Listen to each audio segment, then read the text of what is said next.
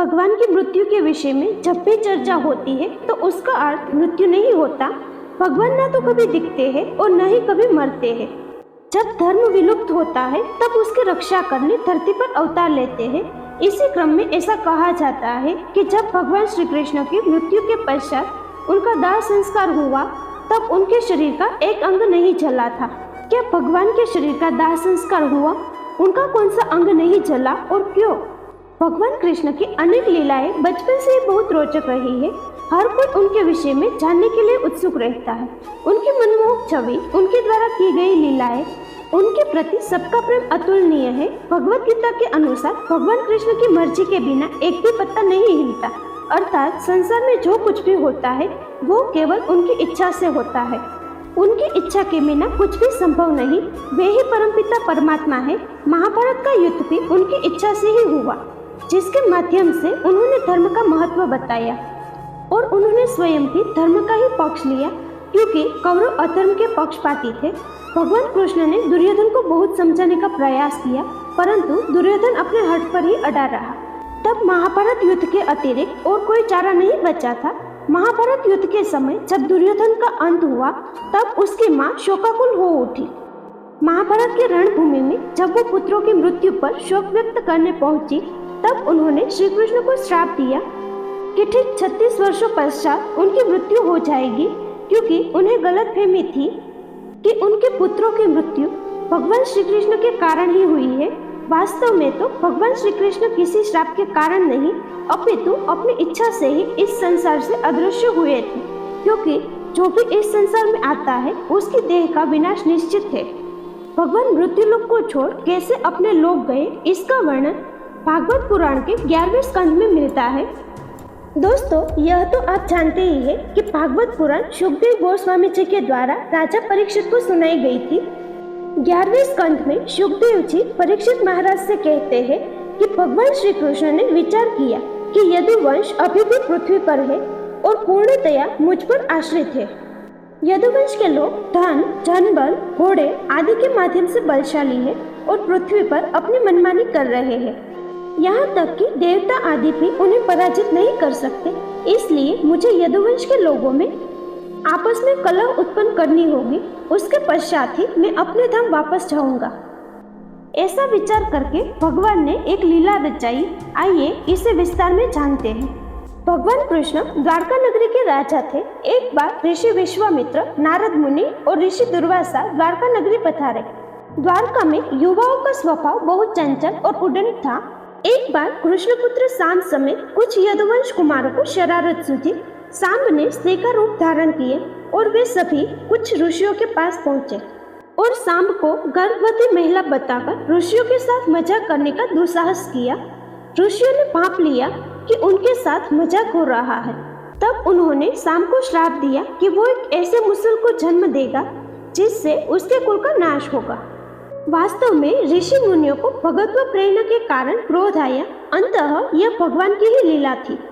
इस प्रकार के महापुरुष भगवान की लीला में सहयोग करते हैं, इसीलिए मृत्युलोक में निवास करके यहाँ के लोगों के समान ही व्यवहार करते हैं। उनका वास्तविक व्यवहार ऐसा नहीं होता। वे सदैव ही भगवान की भक्ति में लीन रहते हैं।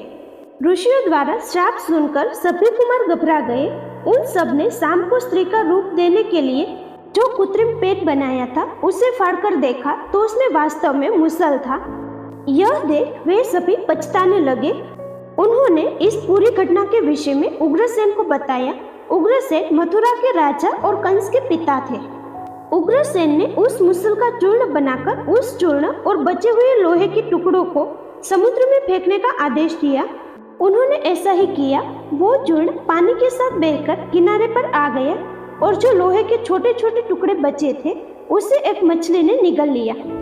कुछ दिन बाद यह चूर्ण एरक के रूप में उगा जो बिना गांठ की घास होती है। एक बार समुद्र में कुछ मछुआरे मछलियां पकड़ने पहुंचे और उस मछली को भी पकड़ा जिसने लोहे के टुकड़े निगल लिए थे। उस मछली के पेट से निकले लोहे के टुकड़ों को एक बहेलिये ने अपने बाण की नोक पर लगा दिया।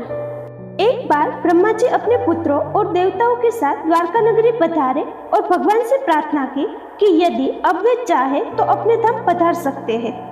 तब श्री कृष्ण ने कहा कि मैं निश्चय कर चुका हूँ। कि यदुवंशियों का नाश होते ही मैं परम धाम के लिए प्रस्थान करूंगा। तब सभी ने भगवान को प्रणाम किया और अपने धाम की ओर चले गए। उन सब के जाने के पश्चात द्वारका में कुछ दुर्भाग्यपूर्ण घटनाएं उत्पात और अपशकुन होने लगे। यह देख भगवान ने बच्चों, स्त्रियों और वृद्धों को शंकर क्षेत्र और अन्य सभी को प्रभास क्षेत्र में जाने का आदेश दिया। से सरस्वती नदी बहकर समुद्र में मिलती है। प्रभास क्षेत्र पहुंचकर सभी ने भगवान के आदेश अनुसार पूजा अर्चना एवं भक्ति पूरी श्रद्धा से किए, परंतु वे मेरे एक नामक मदिरा का पान करने लगे। इस मद का स्वाद तो मीठा होता है, परंतु यह बुद्धि भ्रष्ट करने वाला है। इसका सेवन करते ही सभी यदुवंशियों की बुद्धि भ्रष्ट होने लगी और सभी आपस में ही झगड़ने लगे। इस लड़ाई ने इतना भयंकर रूप ले लिया कि सभी यदुवंशी मृत्यु को प्राप्त हुए। इस प्रकार भगवान कृष्ण का उद्देश्य पूर्ण हुआ। इस घटना के पश्चात बलराम जी नदी के तट पर चिंतन में लीन हो गए और ध्यान में रहकर ही भौतिक शरीर को त्याग दिया। कुछ समय पश्चात ही भगवान कृष्ण एक पीपल के नीचे बैठे सभी दिशाओं से अंधकार को नष्ट कर प्रकाशमान कर रहे थे। उस समय भगवान के बैठने की अवस्था कुछ ऐसी थी कि वे अपने दाई जांघ पर बायां चरण रखे हुए थे। उनके चरण कमलों की आभा रक्त के समान प्रतीत हो रही थी। एक बहेलिया ने भगवान के चरणों को दूर से देखा, जो उसे हरण के मुख के समान नजर आए। यह वही बहेलिया था जिसने मछली के पेट से निकले लोहे को अपने बाण में लगाया था। उसने हिरण समझकर भगवान की देह को बाण से भेद दिया। भगवान अपने शरीर समेत ही भगवत धाम के लिए प्रस्थान कर गए। इस प्रकार ऋषियों के द्वारा दिए गए श्राप के कारण यदुवंश का नाश हुआ और गांधारी के द्वारा दिया गया श्राप भी पूरा हुआ, क्योंकि महाभारत के पश्चात भगवान कृष्ण के 36 वर्ष इस धरती पर पूर्ण हो चुके थे। कई बार ऐसा कहा जाता है कि भगवान की देह का दाह संस्कार किया गया, परंतु वास्तव में ऐसा नहीं हुआ। उनकी देह दिव्य थी, न कि पंच तत्वों से निर्मित। अनेक मान्यताओं के अनुसार पांडवों द्वारा उनके शरीर का अंतिम संस्कार किया गया। जब उनकी पूरी देह जल गई, परंतु दिल जलकर नष्ट नहीं हुआ और अंत तक जलता रहा, तब उनके दिल को जल में प्रवाहित किया गया। उनकी देह का यह हिस्सा राजा इंद्रियम को प्राप्त हुआ। राजा इंद्रियम भगवान जगन्नाथ के भक्त थे। उन्होंने यह हृदय भगवान जगन्नाथ की प्रतिमा में स्थापित कर दिया।